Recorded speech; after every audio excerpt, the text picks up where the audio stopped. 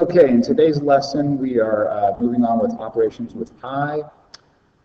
As your warm-up, we basically are doing this problem here, which is off of the exit slip from yesterday. So 2 radical negative 50, well, negative 50 can be broken down to 25, negative 1, and 2, minus 3 radical negative 8, and negative 8 can be broken down to 4 times negative 1 times 2, all under the radical.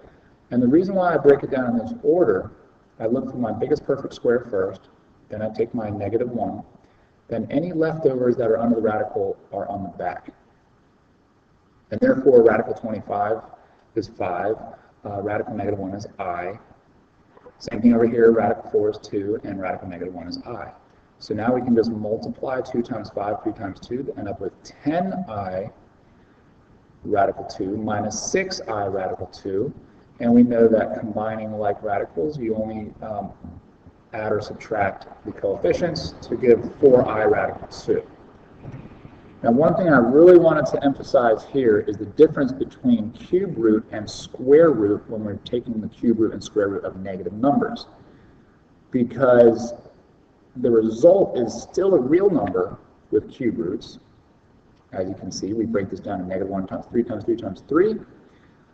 Two of the 3's don't make it, but 3 makes it out with the negative 1. And negative 1 times 3 is negative 3.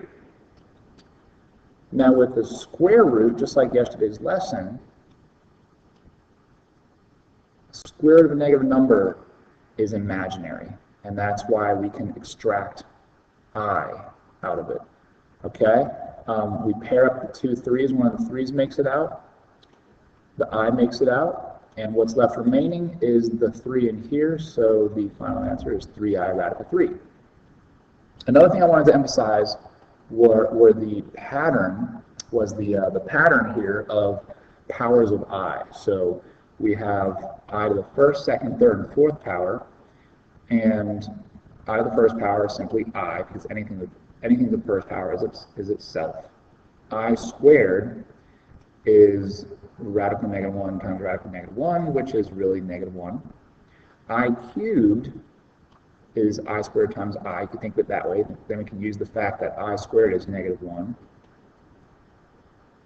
And negative 1 times I is negative I. And I to the fourth power is I squared times I squared. I squared is negative 1, so negative 1 times negative 1 is positive 1. So the importance of this pattern of 4, or the cycle of 4, is that we can use that to our advantage. Basically, if we take the power and divide it by 4, the remainder is our new power of I. So any remainder of 0 is just 1. Any remainder of 1 is I. Let's jump into our first example. So I to the 25th power, all we have to do is take the power of 25 and divide it by 4. We know that 4 goes into 25 6 times, with the remainder 1. Now that remainder is going to be our new power. I to the first power is simply I. Number 2, I to the 55th power. Well, divided by 4, let's do long division. 4 goes into 55 13 times, right? 4 times 13 is 52, with a remainder of 3. So I to the third power is really negative I. Now here we have an expression I to the 100th plus I to the 101 plus I to the 102 power. Now we need to simplify each one of these. So let's long divide. 4 goes into 125 times with 0 remainder. So this becomes I to the 0. 4 goes into 101 25 times with 1 remainder. So it becomes I to the first power. And 102 has a remainder of 2, so it becomes I squared. Now this expression here, I to the 0, anything to the 0 power is 1. Anything to the first power is itself. And I squared is negative 1. So this is our expression. Combining like terms, this is our like term with this. 1 minus 1 is 0, and the last term remaining is I. The answer is I. Number 4. I to the 27th plus I to the 34th, same thing. We find out that remainder 3, so that becomes I to the third. and this is remainder 2. This becomes I squared. I cubed plus I squared is negative I plus negative 1. And it's important to put it in the order of real numbers first, imaginary numbers second. Negative 1 minus I. So the properties of exponents apply. I to the 16th divided by I to the 3rd. You have to subtract power. 16 minus 3 is 13. I to the 13th. When you divide 4 into 13, you end up with remainder 1. So I to the first power is I. Here we have the product of I to the 7th and I to the 5th. We know that when you multiply exponents with the same base, you add powers. So it becomes I to the 12th. 4 goes into 12 an even number of times, 3 times, so there's no remainder at all. So I to the 0 is 1. Function notation, f of 2i, you take 2i and you replace it for every instance of x. So 2i goes in here, as you can see. This 2i gets plugged in here because it's x squared, so it's 2i squared.